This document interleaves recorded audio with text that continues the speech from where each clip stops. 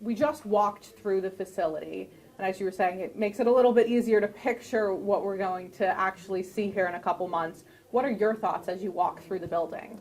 Well, here in Coventry, they've really exceeded any expectations in terms of the idea of this Learn 365, which means that we really want to have every home, every day, learning matters to the families in the state of Rhode Island, and Coventry is really leading the way here. So when they mix in not only the learning opportunities that are going to happen in Coventry, but also the job opportunities and the job training in the facility, and then the health component is also the third piece that we have with the federal monies, the $80 million plus that we're distributing around 22 different learning centers around the state of Rhode Island. Why do it in its own facility? Why not build programs in schools or places that already exist? So this is an out-of-school strategy. So we're using out-of-school time in the state collectively with all these different learning centers and the compacts we've signed. We've signed 38 out of 39 municipal leaders have signed compacts to help us reach the goals that we've set in reaching Massachusetts levels by 2030, right? That's our goal. So we're using out-of-school time to support what's happening inside the schools. Is there one thing in particular you are looking forward to the most, or you think will be the most beneficial of these learning centers for the communities? Yeah, I think it connects families, parents with municipal leaders in a way that is not traditional. So when they connect in with the municipal leaders that are interested in helping their young people achieve their academic goals, that's a new relationship. And what's going to happen, it happened in Cumberland when I opened up an office for children and youth learning in 2007 time frame. It's been a while, but thousands and thousands of young people will come in and share and help in their development skills on math and reading and science and music and art. So it becomes a real community affair, and it builds a strong base in the working with municipal leadership to help us achieve the goals we've set in the state of Rhode Island. One learning center would do a great job for the community, but 20 some odd learning centers scattered around the state of Rhode Island are going to really help us achieve the goals that we set as a state of Rhode Island. What did you see happen with that learning center you opened as mayor? What's the change been in those last 15 years or so? Well, there's certainly been a strong improvement in our schools for many reasons, including the hard work of the teachers and the administrators in our schools. But when you actually connect in municipal leaders who are supporting a strategy that will help the families and help the students, that's a new relationship. And so what I saw was a great deal more interest. We activated families and parents in a way that really helped contribute to the overall success of their students and their kids. How did you decide on which communities, which locations were going to get these new learning centers? We did it by a grant application. This is coming from the U.S. Treasury in terms of the COVID relief funds that we have.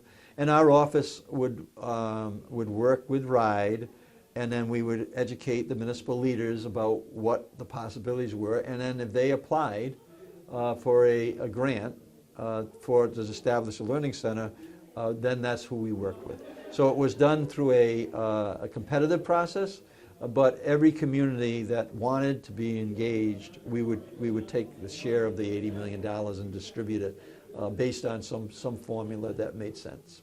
Once they are established and opened, is it then up to the municipality to keep funding and keep things going, or is the state going to continue to help support them financially? So I'm going to continue to support the municipalities that are opening up these centers, these learning centers. RIDE is doing education. We're supporting with the higher ed. You mentioned that higher ed is going to be involved here with URI. We're connecting in the business community. We've set up a nonprofit that actually is going to help support the activities in these facilities. So our commitment is to make sure that we do the minimum that we need to do to adhere to the rules of the federal guidelines, which means we can have a RIDE and education in here.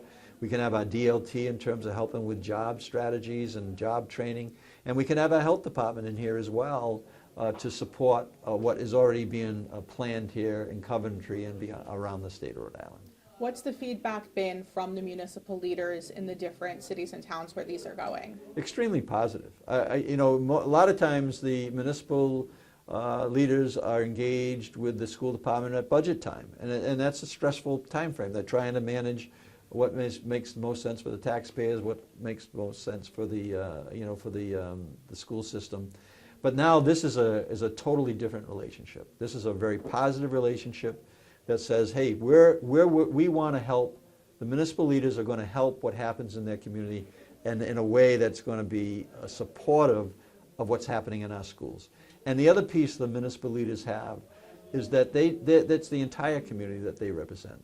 So it could be working with families with kids, students that are in public schools or private schools, right, or parochial schools, or mayoral academies, or charter schools, or homeschool, or happen to live in the community but have their family attend schools outside the state. So this is what it brings the entire community in to the mix to help reach our goals in our 2030 plan. I'm so I'm so appreciative of the municipal leadership who are stepping up and see the benefit that this is going to have in your community.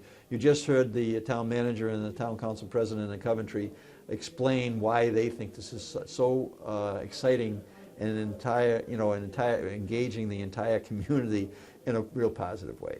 How quickly are they going to start opening? I would think within the next 6 months we'll start opening our first facility. We're in East Greenwich the other day. We had a groundbreaking on a smaller facility, about 1,500 square feet. Each community has its own menu, right? Its own idea how they can make this happen.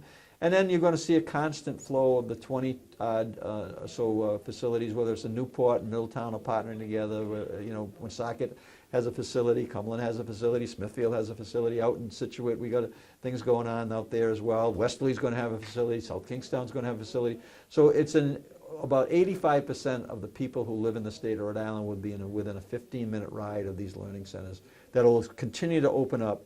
By the federal guidelines, these facilities have to be opened up before the end of the calendar year 2026.